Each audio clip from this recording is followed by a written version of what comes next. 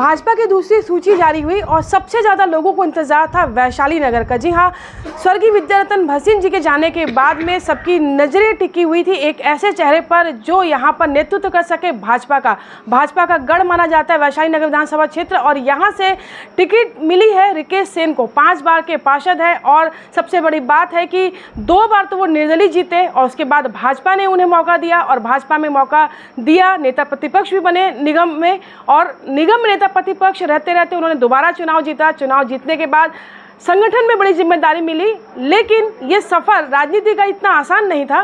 एक वैशाली नगर के एक छोटे से राजू से रिकेश सेन तक का जो सफ़र है वो काफ़ी लंबा है, संघर्ष भरा रहा। लेकिन आज जो नाम है, क्योंकि रिकेश का नाम आते ही नाम आता है महिलाओं के बहनों के लाडले भाई, कभी बड़े भाई, कभी छोटे भाई, कभी देवर और कभी एक बेटे की तरह रिकेश ने जो काम किया वो कोविड के दौर में सबने देखा। और शायद यही वजह है कि ज़मीन से जुड़े होने की वजह से पार्टी की नज़र आज रिकेश पर गई है। टिकट फाइनल हो चुका है, नाम घोषित हो चुके हैं, घर में उत्साह का माहौल है और लोगों में खुशी है कि उनके अपने बेटे को टिकट मिली है। सबसे ज़्यादा बड़ी बात यह है कि नाई समाज से एक प्रतिनिधित्व मिला है।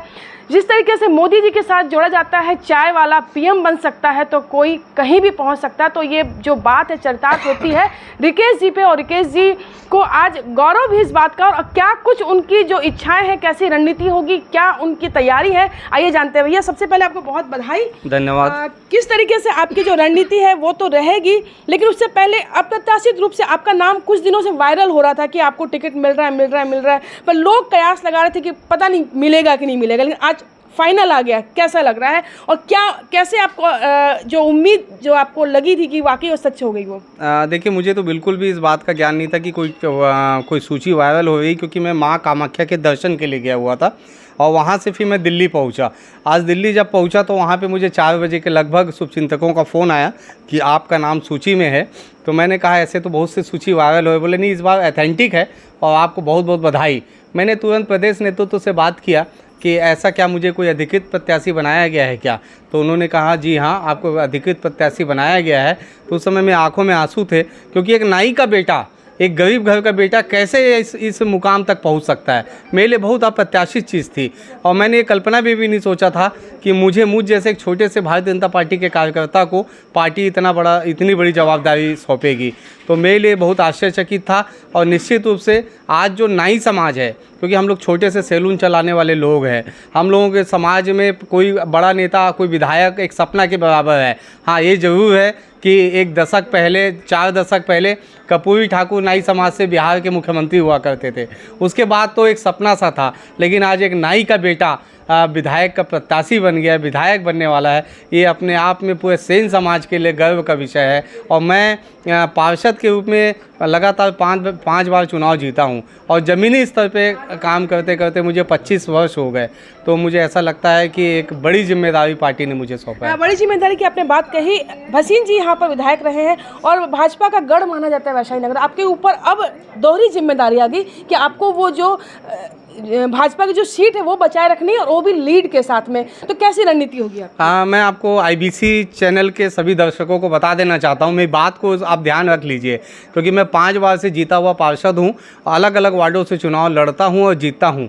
मैं आपके माध्यम से अपने प्रदेश नेतृत्व को बताना चाहता हूँ और सेन समाज की तरफ से बताना चाहता हूँ, वैशाली नगर विधानसभा के मतदाताओं की ओर से बताना चाहता हूँ, एक बहुत जिम्मेदार चैनल है। बहुत ही पूरे छत्तीसगढ़ में सबसे अधिक मतों से अगर कोई चुनाव जीतेगा तो वो है भारतीय जनता पार्टी के अधिकृत प्रत्याशी रिकेश सेन जीतेंगे। ये मैं IBC चैनल के सभी दर्शकों को कहना चाहता हूँ। रिकॉर्ड मतों से हम जीत के स्वर्गीय विद्यारतन भसीन जी को विनम्र श्रद्धांजलि देंगे। बहुत अच्छी बात कही कि श्रद्धांजलि आप देने के लिए आपने जो एक विश्वास जताया है कि जनता आपके ऊपर इतना विश्वास करती है। बात जब विरोधी की पार्टी की आती है तो कांग्रेस ने अभी चेहरा साफ नहीं किया है, क्या लगता है किस तरीके से कांग्रेस किसको उतारेगी मैदान में? देखिए, कांग्रेस की बात इसलिए नहीं करता क्योंकि मैं कौन से विकास को लेके, वैशाली नगर विधानसभा को किन समस्याओं को लेके मुझे जनता के बीच में जाना है। और प्रत्याशी कोई भी हो, मुझे अपनी लाइन खींचनी है, मुझे अपना कर्म करना है, मुझे ये विश्वास दिलाने में सफलता हासिल करना है कि वैशाली नगर विधानसभा के मतदाताओं को कि मैं आपका विधायक नहीं, आपका बेटा बन के काम करूँगा। मैं इस ओर ज़्यादा फोकस करूँगा। मुझे ये मालूम है कि जो भी प्रत्याशी होगा वैशाली नगर विधानसभा से कांग्रेस का, वो पैराशूट लैंडिंग वाला प्रत्याशी होगा, ये मुझे पूरा विश्वास है। जी हाँ, जिस तरीके से एक आत्मविश्वास विकेश में नज़र आ रहा है वो कम ही प्रत्याशियों में नज़र आते हैं, क्योंकि अपनी जीत को लेकर इतना आश्वस्त बहुत कम लोग होते हैं। और ये जो विश्वास है ये जनता का विश्वास है, और जनता के विश्वास की वजह से आज वो इस विधायक के प्रत्याशी के रूप में पहुंचे हैं। एक कॉलेज से छोटी सी राजनीति, छात्र राजनीति से लेकर पार्षद, और पार्षद के बाद आज विधायक के प्रत्याशी बने हैं। फिलहाल यहाँ पर कांग्रेस की सीट अभी कांग्रेस ने चेहरा अभी दिखाया नहीं कि कांग्रेस से कौन प्रत्याशी होगा, लेकिन उसके बावजूद भी भाजपा का गढ़ जो वैशाली नगर है उस पर अपनी जो कब्जा बनाए रखना फिर भी एक चुनौती कह सकते हैं, चुनौती होगी, लेकिन उसे भी चुनौती को फेस करने के लिए रिकेश तैयार है। कोमल धनेसर, IBC 24, वैशाली नगर।